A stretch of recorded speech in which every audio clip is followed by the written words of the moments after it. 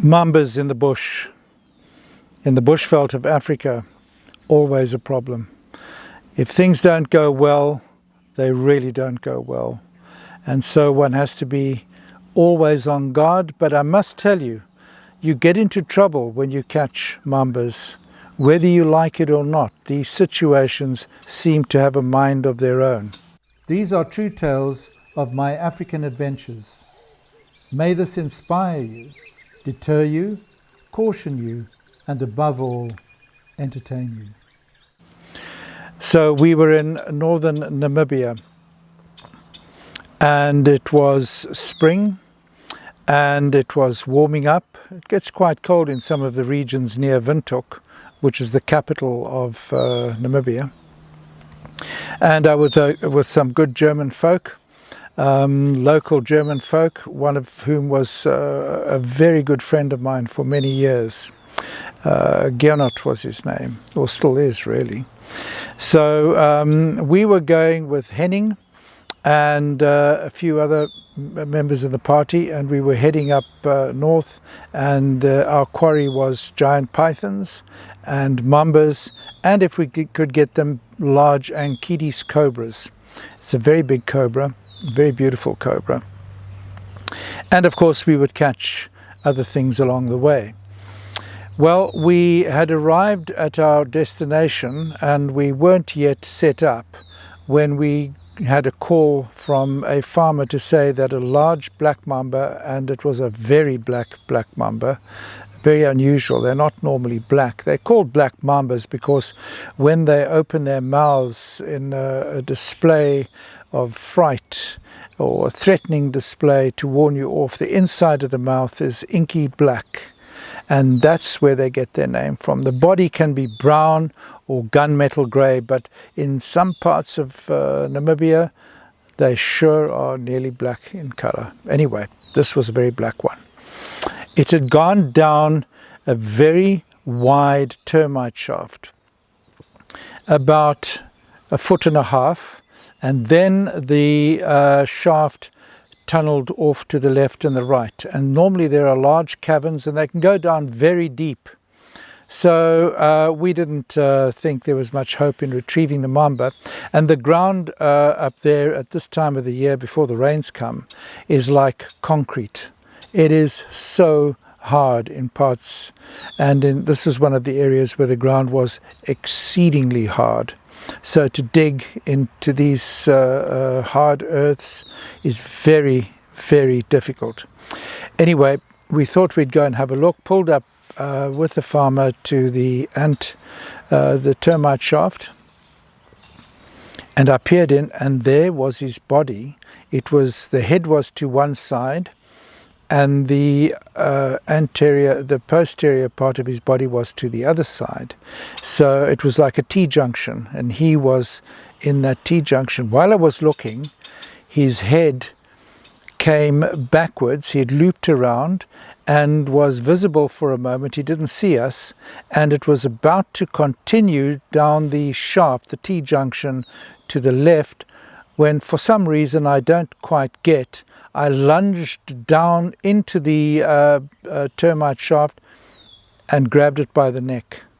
I don't know what possessed me to do that. It was just the stupidest thing you could ever possibly do. Anyway, the thing is, I was experienced, and I had caught many mambas, and I had necked many mambas, and this reckless act was spot on. I got it perfectly behind the head.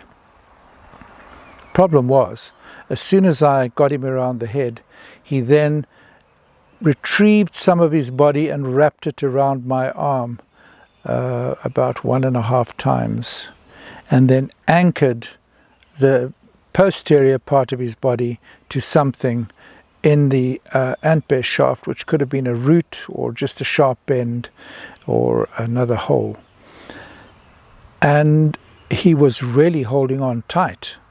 Now, I could not pull him out, and I could not pull my arm out, and I could not let his head go, because if I let his head go, he would probably bite me 2 or 3 or 4 times before I could even get my arm out of the hole. So I was well and truly stuck. So I was not just reckless.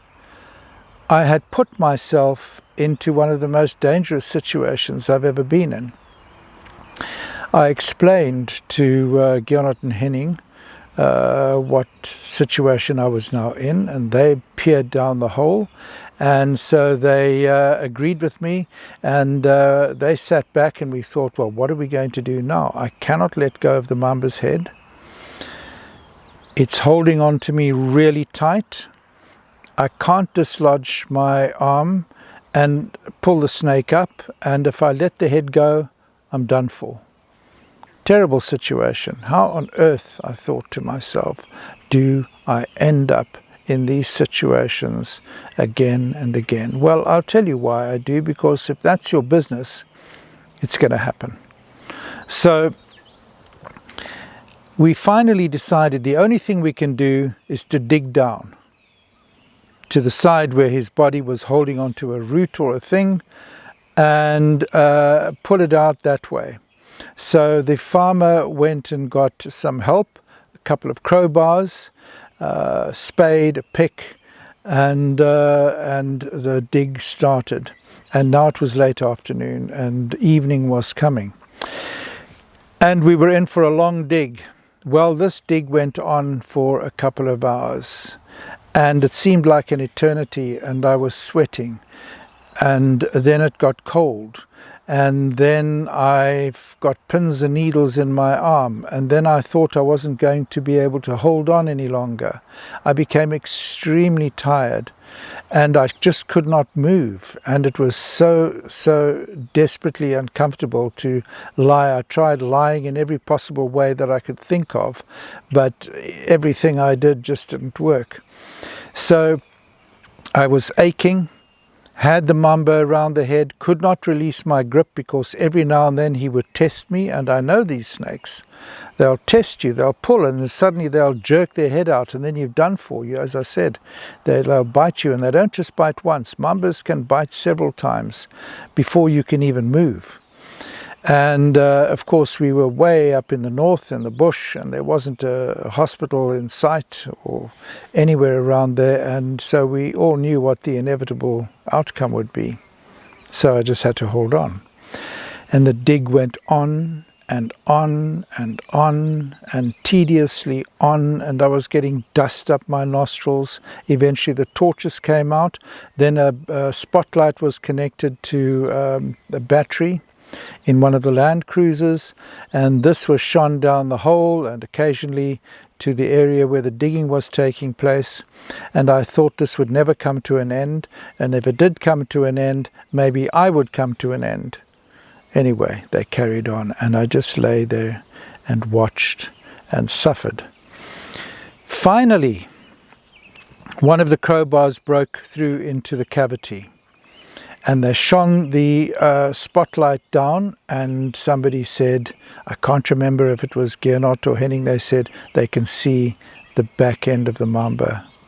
So I said, well, that's great. Now what you have to do is you have to reach down and grab the snake and try to pull it away from what it was holding on to, a root, another hole, a rock in the ground. I don't know what it was, but it was well and truly hooked into something.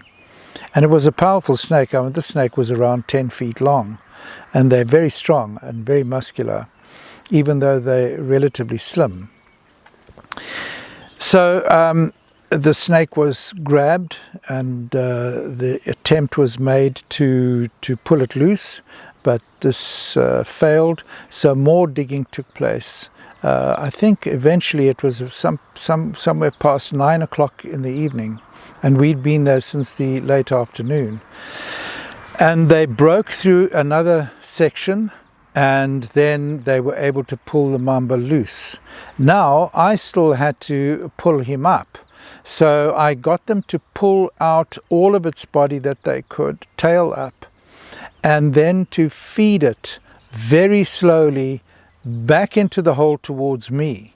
So I could begin to pull my arm up with the snake around me and with its head in my hand, clasped firmly, of course.